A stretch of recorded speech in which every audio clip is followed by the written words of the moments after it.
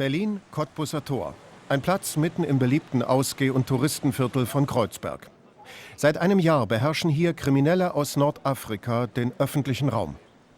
Geschäftsleute wie Ali Domusch sind verzweifelt. Vor seiner Bäckerei lungern die Drogendealer herum und schrecken die Kunden ab. Saufen, laufen, Krach, klauen, Ärger, anfassen. Ach, hör auf. Ist wirklich sehr, sehr gefährlich in Kotti. Auch andere Ladeninhaber und Anwohner berichten über ein Klima der Angst. Jeden Tag, wirklich jeden Tag sind wir Augenzeuge, ja, von einer Straftat. Die sind respektlos und gewalttätig.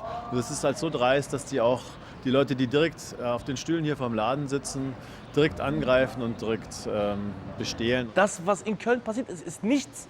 Das passiert hier jeden Tag, jeden Tag. Messerstechereien vor unseren Augen und Mord war auch schon, aber nichts kann aufgelöst werden, weil die Leute einfach verschwinden. Die sogenannten Antänzer sind hier schon lange ein Problem. Wir beobachten die Szene mit versteckter Kamera. Mitten auf dem Platz werden Drogen verkauft. Dieser Dealer sagt, er sei Asylbewerber aus Tunesien. Gleich daneben entdeckt ein Taschendieb sein nächstes Opfer und spioniert die Frau aus. Samstagabend vor Ort. Wie gefährdet ist man an diesem öffentlichen Platz? Vor allem als Frau. In unserem Rucksack steckt vorsichtshalber nur ein leeres Portemonnaie. Schon in der Unterführung wird eine Gruppe junger Frauen belästigt, als Schlampen beschimpft. Als unsere Reporterin an den Männern vorbeigeht, steigt plötzlich Angst in ihr auf. Sie spürt, jemand ist ihr im Nacken. Später stellt sie fest, ihr wurde genau in dieser Situation das Portemonnaie aus dem Rucksack geklaut.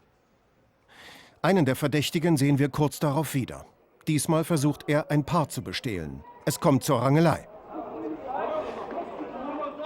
Der Dieb schmeißt eine Flasche nach ihnen.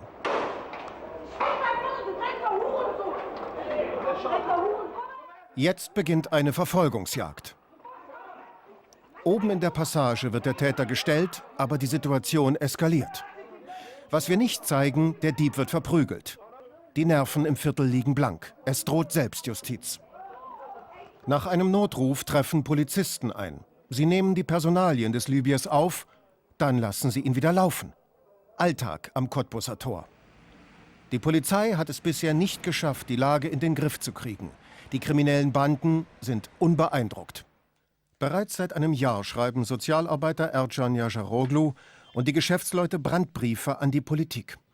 Der Berliner Innensenator antwortete im Sommer lapidar, die Kriminalität sei nicht gestiegen, das wäre nur das subjektive Empfinden der Bürger.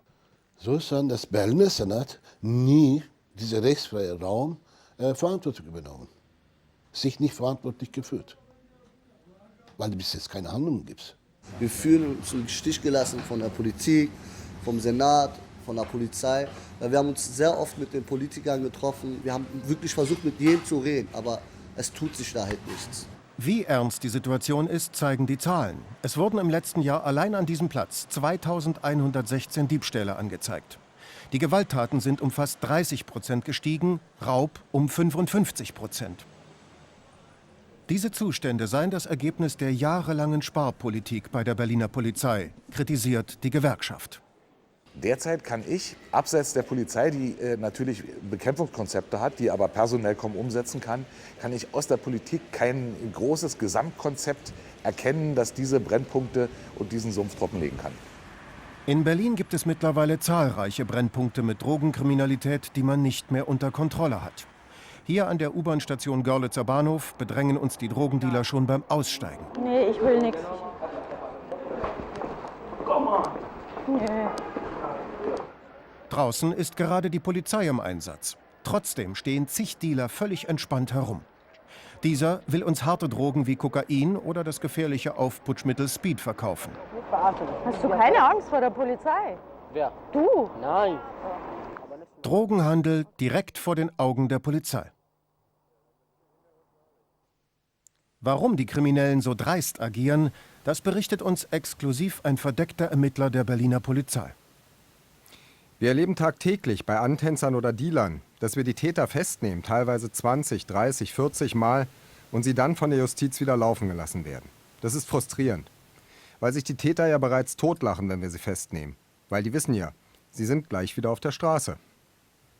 Die Folge sei, die Täter würden immer gewaltbereiter gegenüber ihren Opfern und auch der Polizei.